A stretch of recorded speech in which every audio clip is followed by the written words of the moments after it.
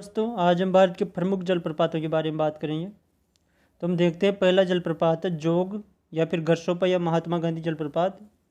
ये शरावती नदी किनारे कर्नाटक में है। इसकी ऊंचाई है 255 मीटर।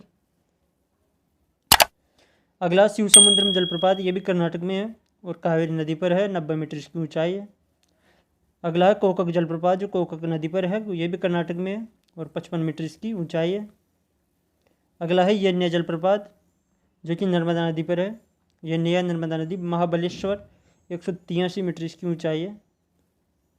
आगे अगला हमारा जलप्रपात आता है कपिलधारा, धुआंधार या मधार। यह नर्मदा नदी पर जबलपुर में है। 10 मीटर इसकी ऊंचाई है। अगला पाइकारा जलप्रपात, जो कि पाइकारा नदी पर है, नीलगिरी में। अगला जलप्रपात है चूलिया जलप्रपात, जो कि चंबल नदी पर, राजस्थान में, 18 मीटर इसकी ऊंचाई है। अगला पुनासा जलप्रपात, जो कि चंबल नदी पर है, ये जबलपुर में है और 12 मीटर इसकी ऊंचाई है। अगला आता है बिहार जलप्रपात, टोंस नदी पर, बिहार में, 100 मीटर की ऊंचाई पर है। अगला हुंडक जलप्रपात, जो कि स्वर्णरेखा नदी पर है। स्वर्णरेखा को स्वर्ण नदी भी कहा जाता है और यह है झारखंड में। आगे हम बात करें तो यहाँ सोन नदी का नाम आए तो सोन नदी और माही नदी कर्क रेखा को दो भागों में काटती है।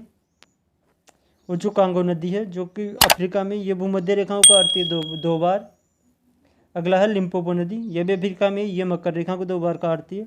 तो सोन नदी और माही नदी तो कर्क रेखा को काटती है और कांगो नदी भूमध्य रेखा को काटती है। लिम्पोपो नदी मकर रेखा को 2 बार काटती है।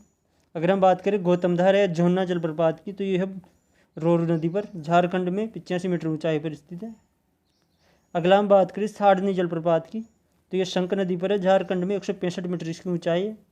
अगला पुनासा जलप्रपात, जो कि कांची नदी पर है, झारखंड में है और 40 मीटर इसकी ऊंचाई है।